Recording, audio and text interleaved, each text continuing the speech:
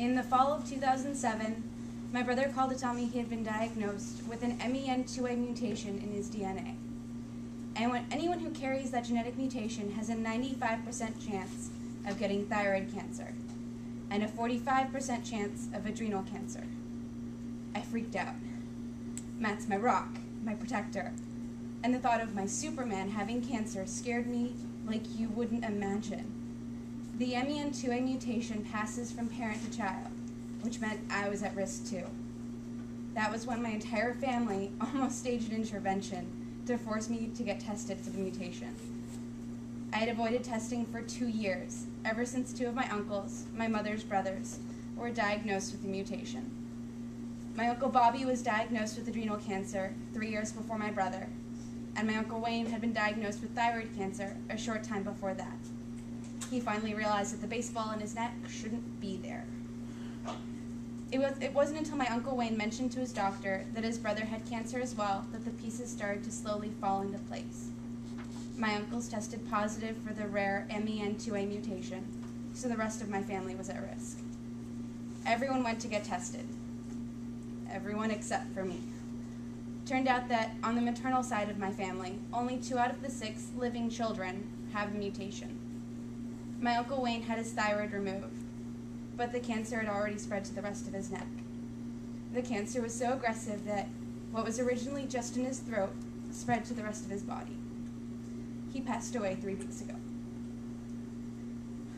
My Uncle Bobby was much more fortunate, and his doctors were able to catch the cancer before it spread.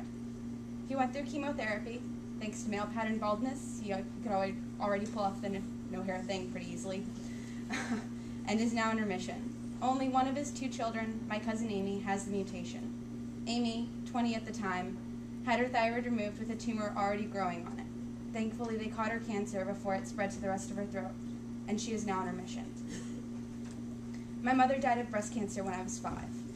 The family told my brother and me that she had her thyroid removed when she was 27, and we assumed that her thyroid cancer came from the same MEN2A mutation as my uncle's. After my cousins, uncles, and aunts finished with the needle prodding, it was my brother's and my turn. My brother was pretty quick about getting tested, but I wasn't.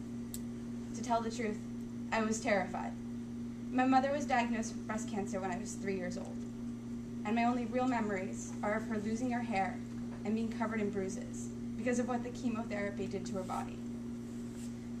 I knew that a positive result for MEN2A would probably only mean the removal of my thyroid, which isn't a huge deal. But all I could think about was my mom and how she lost her fight.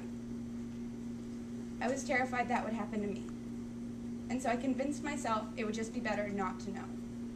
Every time my family brought up my getting tested, I came up with another excuse for why I couldn't or didn't want to, because I couldn't admit that I was scared of what the results might say. I dragged my feet for 2 years before I finally got tested. But when my brother came back with a positive diagnosis, my family refused to listen to my excuses any longer.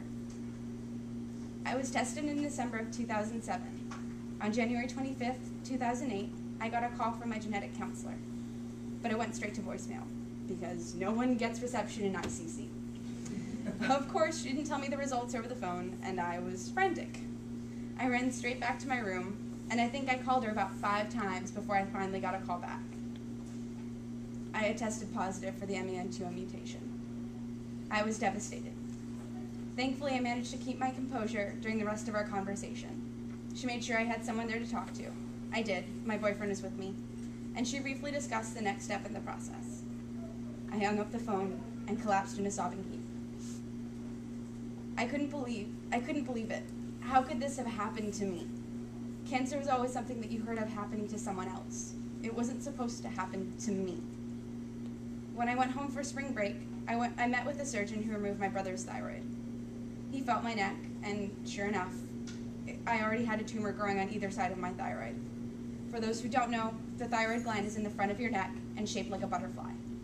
I had a tumor growing on each wing. They were relatively small, but were fast approaching the size where they would start spreading to the rest of my neck.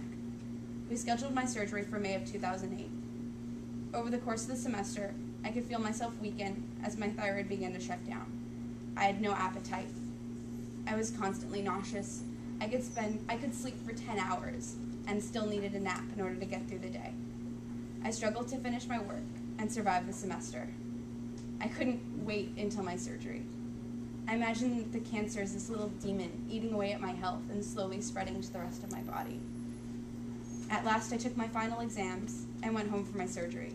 My boyfriend went with me to offer his support and help my stepmom take care of me while I recovered. My family was so supportive and wonderful. My brother was there the whole time, giving me advice and telling me about his experience. The surgeon took out my entire thyroid and examined my parathyroids and the lymph nodes in the area to be sure the cancer hadn't spread. To my relief, all those tests came back negative. We caught the cancer early enough that it didn't spread to the other parts of my neck, which meant no chemo. I am now in remission. Because of genetic testing, my family's help, and amazing doctors, I beat cancer this time around. Going forward, the MEN2A mutation means that I still have a 45% chance of developing adrenal cancer. So why do I relay? I relay for my cousin Amy's 3-year-old daughter who has yet to be tested for the mutation. I relay because I don't want her to be scared like I was scared. I relay for the future generations of the Reimer clan. If anyone in the next generation tests positive for the MEN2A mutation, I want that 95% chance to be a 0% chance. I don't want us to be stuck with needles every year as we pray we're not part of the 45% that get adrenal cancer. For me, Relay for Life is the start of that dream world where cancer doesn't kill. So why do I relay? I relay to fight back.